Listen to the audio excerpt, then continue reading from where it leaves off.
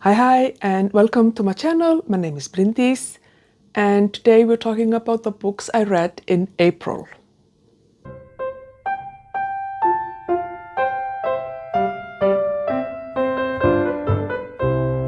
I feel like April was years ago. I'm filming this on the 20th of May, so it's been quite a while since April.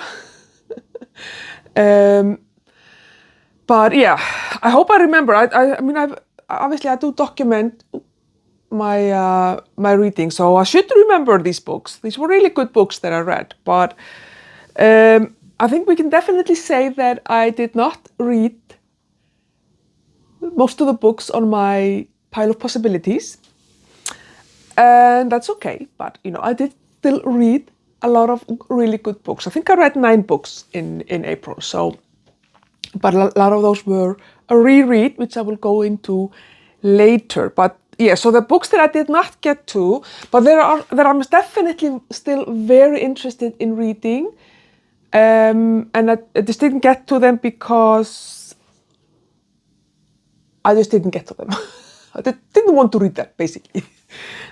So Sanderson's The Frugal Handbook, The Frugal Wizard's Handbook for Surviving Medieval England, very much want to read, but I don't have it as an audiobook, and I just have not been able to read a lot of physical books. So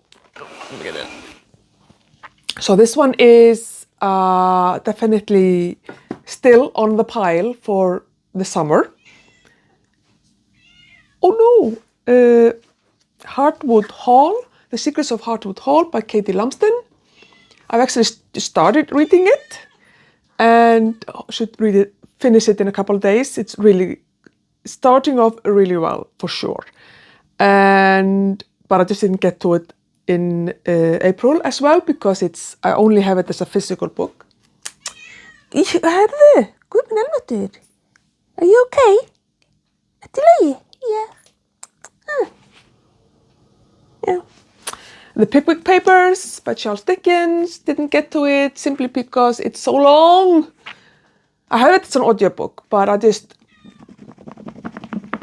I want to read, yeah, anyway, it's still on my pile. And then we have Agatha Christie, the biography by Lucy Worsley. And I really wanted to read this in April as part of People April, but I don't have it as an audiobook. And like I said, reading physical books was just not something that I really wanted to be doing. So, 'cause I was just reading so many physical books for work and my PhD that picking up a book for fun was like, no, not something I wanted to do.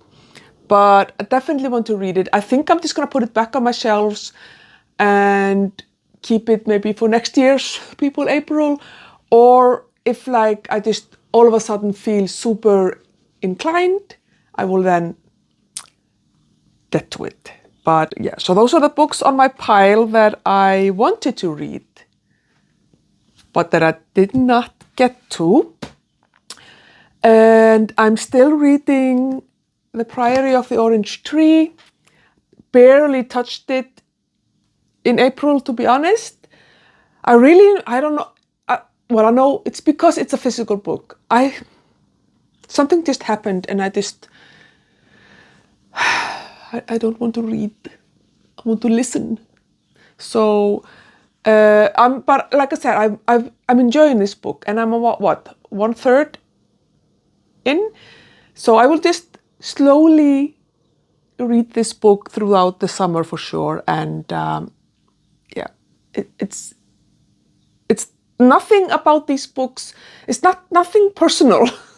The reason I haven't read these books is simply because of just not feeling like it, or because it's a physical book, or I just wanted to read something else. So all of these books are definitely still on my radar for sure.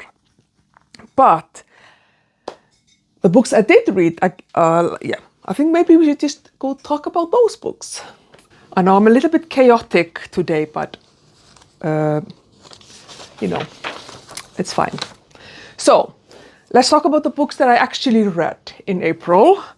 And we can start with Anna Karenina by Leo Tolstoy, or Lev Tolstoy, I think.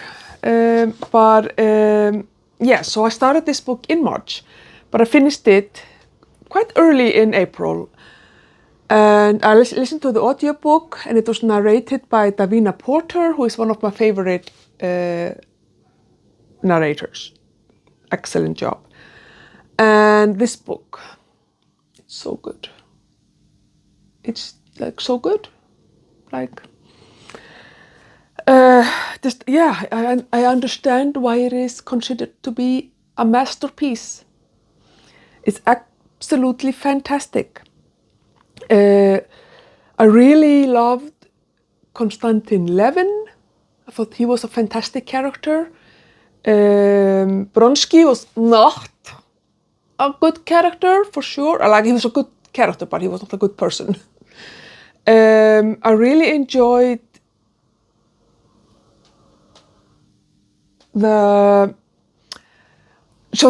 it's basically like the story of these three couples and kind of what happens to them. I really loved Kitty and Levin. Okay, sorry, I have to go save Emma. Emma's outside in the garden because we are just having day after day after day of beautiful, beautiful weather. And she doesn't like it when I leave her. But I'm like, Emma, I need to film because I need to go to work. But never mind. Yeah, so I love this book. It's just the characters, the plot, the writing, everything about this book is really fun. I really enjoyed kind of this, it's kind of like a you can see how communism in Russia was evolving, kind of. You could see that it was like start of those ideas, definitely. And yeah, it takes place in, I think, in the 1870s or something like that.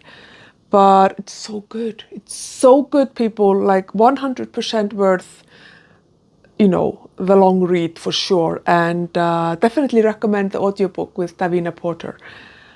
Yeah, very good book. The next book that I read was Silas Marner by George Eliot. And this is a very little book, cute little, tiny little book. And I decided to read it because I wanted to have something short and easy before I would go read the Pickwick Papers. But obviously I did not read the Pickwick Papers, but I read this one. I was not really expecting a lot. I mean, it's George Eliot, and so far everything I've read by George Eliot has been sublime. But I wasn't okay, I wasn't sure. This book is fantastic. Fantastic. It definitely starts off a little bit slow. And so in the first kind of couple of chapters, I was like, really? But then it just takes off and it's so good. It's so good. Like, it's funny. It's so well written. It's heartwarming. It made me laugh. It made me cry. And the characters, the description of the characters, absolutely fantastic. So good. I'm not going to tell you, like, it's obviously it's about Silas Marner and kind of his life as he moves to this village and kind of is like an outsider until he's not, basically. So good. So good. Yeah. 5 stars. Like, it's a masterpiece. It's so good.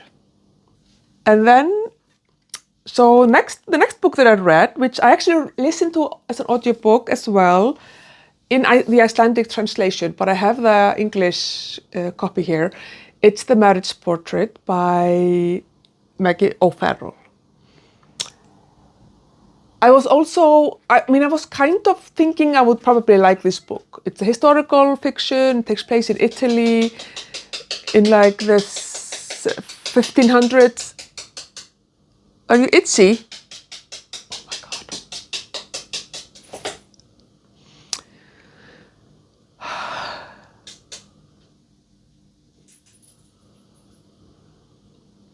And, oh my God, Emma. She's like, I want all your attention. But yeah, so it takes place in the 1561 is when Lucrezia the Duchess of Ferrara like is telling her story, and then she's going like back in time until from her childhood and from when she gets married and all these things, and it's really good. I can definitely understand why it was shortlisted for the Women's Fiction Prize.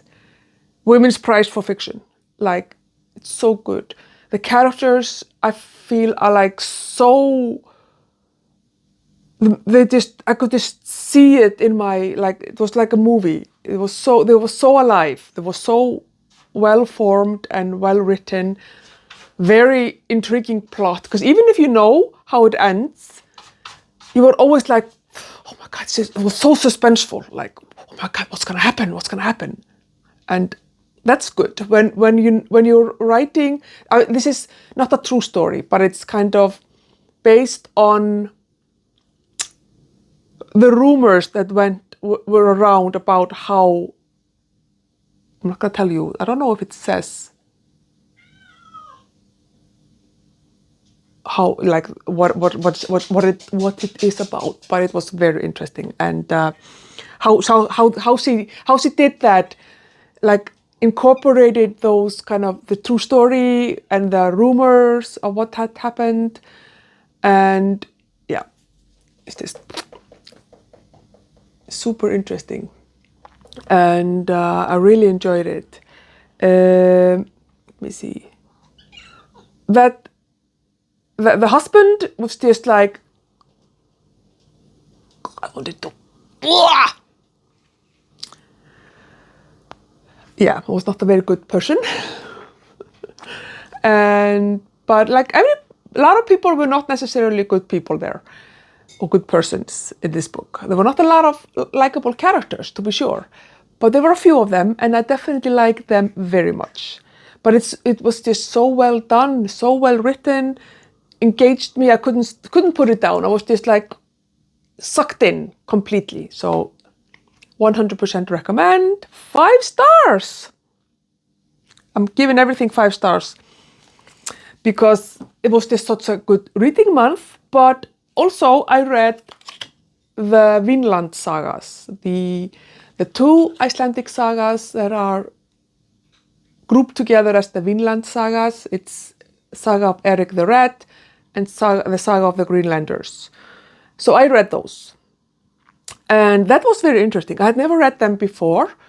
In case you don't know, I'm Icelandic, and you know the sagas are like in our bloods because you know the stories, even though.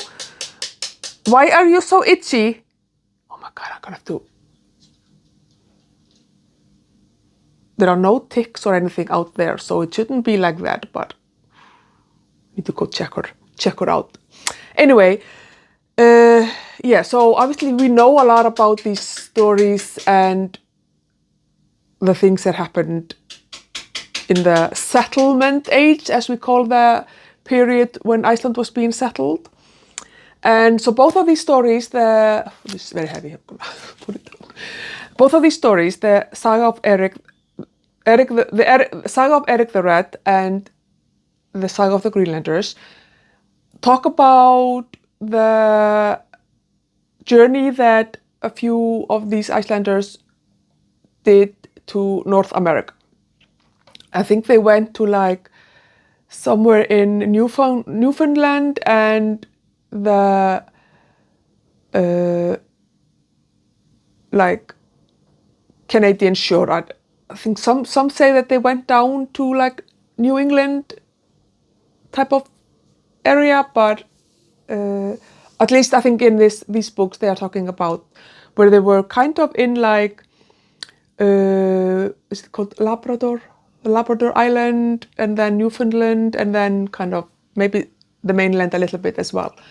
And their kind of adventures there, they're meeting with the indigenous people of North America, and yeah, it was fine. It was fun. It was interesting to read. I'm not really gonna give these books like stars, because I don't know. It's like giving the Bible a 5-star or 2-star, because like you can't give these stars. They're not to be rated. These are like historical, fantastical, genealogical, mythological, fictional.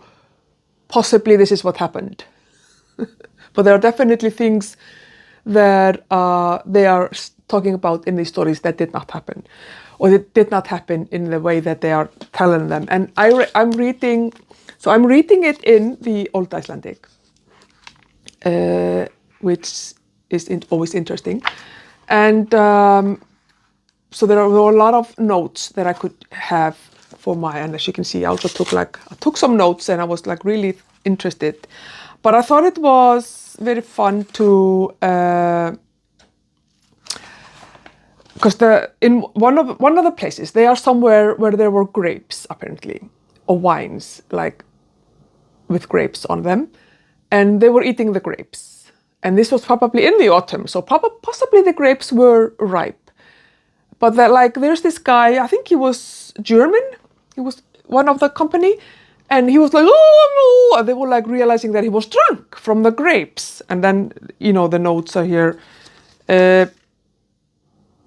new grapes are not alcoholic, so obviously also not wild grapes, so there's no way that he could have been drunk on the grapes.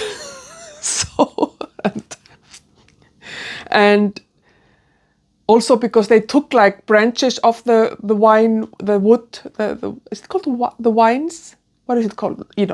Where the tree that the grapes grow on, and to take with them home. And the note here is like, wine wood is not a tree. You cannot use it it's useless without the berries.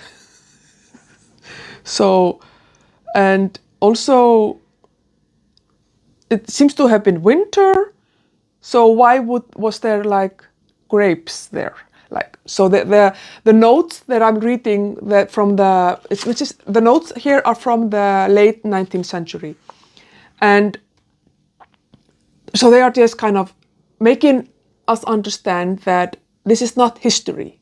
The Icelandic sagas are not history in the strict sense that it's history based on historical fiction, to be honest, because it's both done to make people look probably better than they were, to make your ancestors look better than they were, and sometimes there are like fantastical elements, and so it's not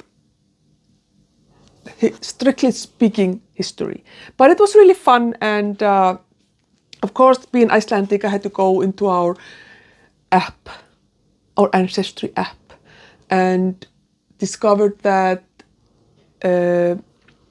so Thorfinnur, no, what was his name? Yes, so there were two people, Bjarni and his wife. They went to North America, and there they had a son called Snorri, and he is supposedly the first European to be born in North America. And I'm not descendant from him, but I am descendant from his half-brother, because his mother, after Bjarni died, got remarried, and she had a son, and I can't remember his name. I think I wrote it down here somewhere. He is called Þorfinnur. I can't remember what his name is. He is my ancestor.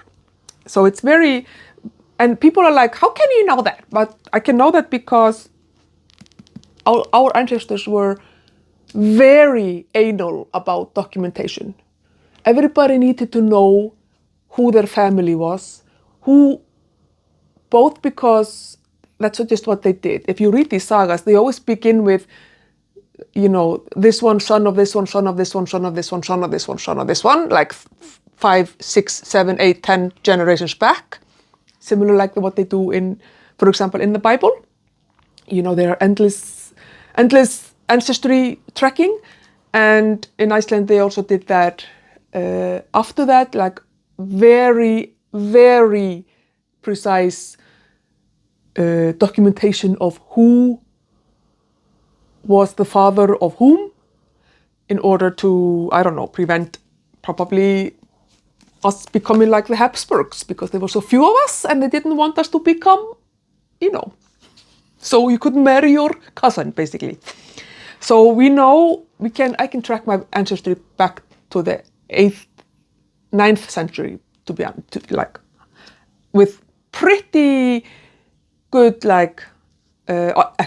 accuracy and precision. So that's really cool. That's a cool flex to have. But but these are fun. The Vinland sagas. They're interesting, fun reads, and I definitely recommend them. There was another book that I read that was not on my pile of possibilities, and it is called Why Cats Paint. A Theory of Feline Aesthetics by Heather Bosch and Burton Silver. Sorry.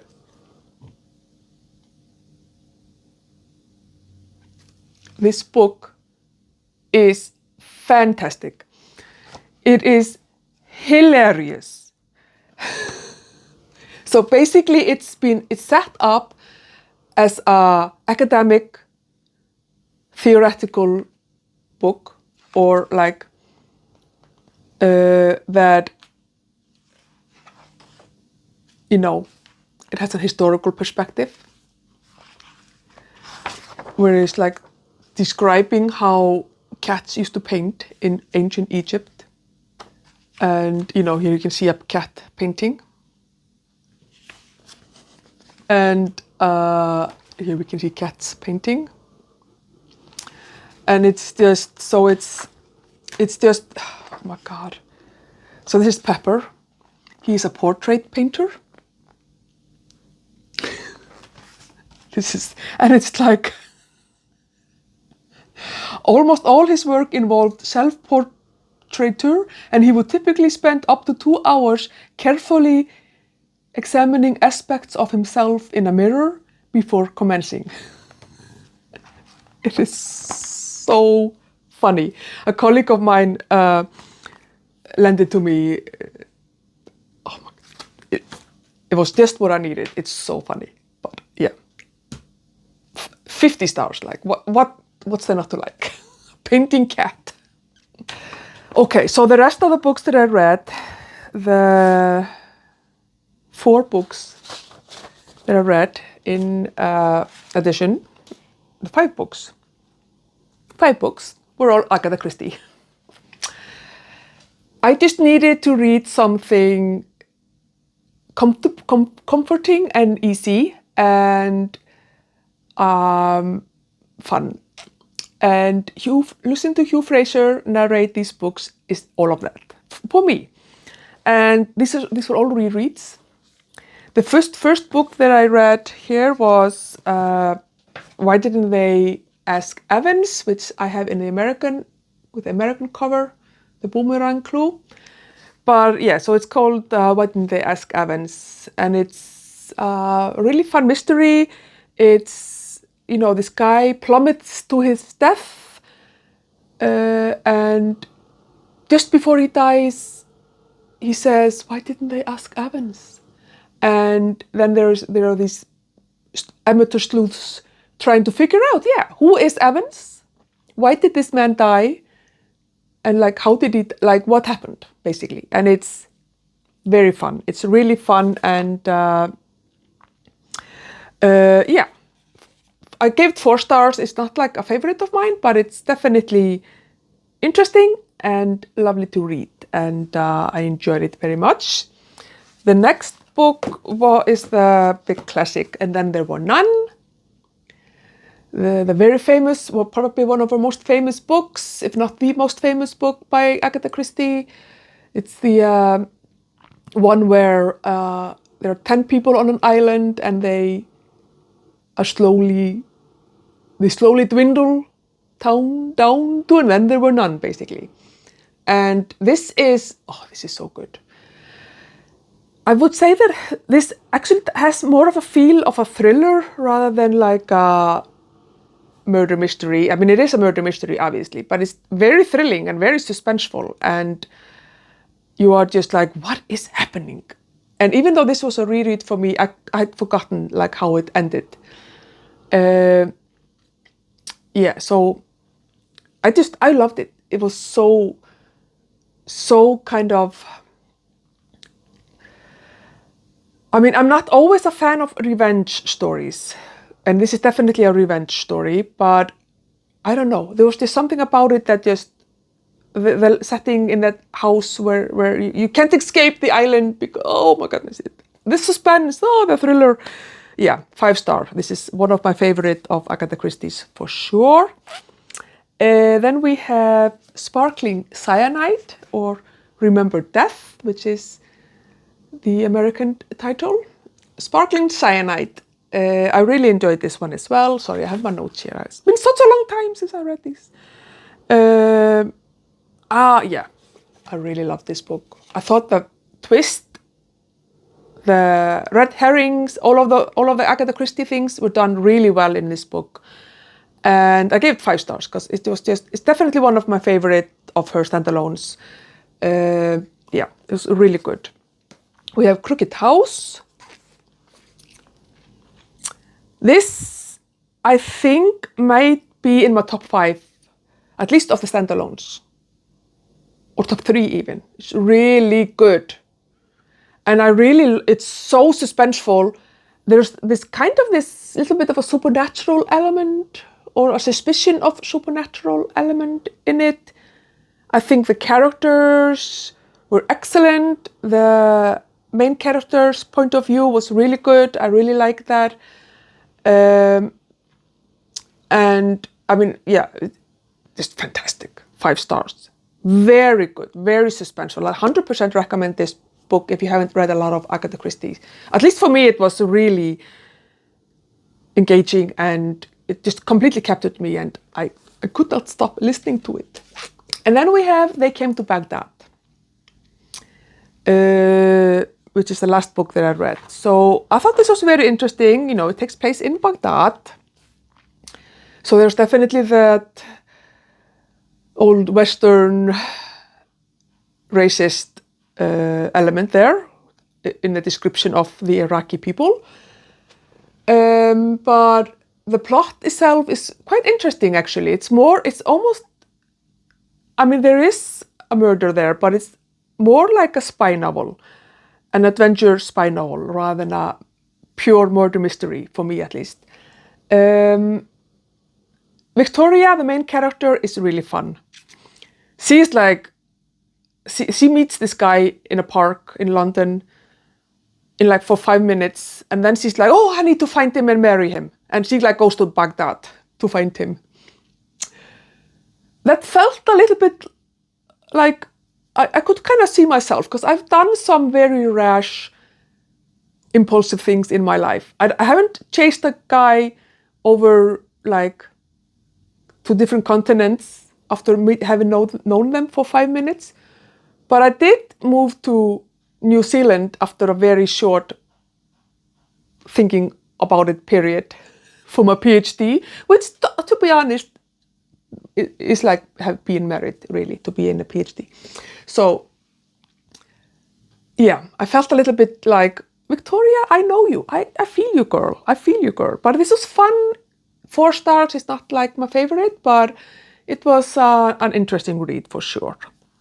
So here we have it, the 9 books I read in April. I'm counting the Vinland sagas, the 2 Vinland sagas, as one book. It's just easier to do it like that. Yes, so it was a good month, for sure. I really enjoyed my Agatha Christie marathon, and I enjoyed all of these books. Every month I'm just reading so many good books, and I think that is because I'm reading very much within my comfort zone. I know what I like, I know what I don't like, so it's quite easy for me to kind of only read books that I like, which is just what I'm needing at the moment. So yeah, it was a really good reading month, like I said. I enjoyed it. And I've been enjoying May as well. So I look forward to talking about the books I've been reading in May. Yeah, thank you for watching. And I will see you in my next one. Bye.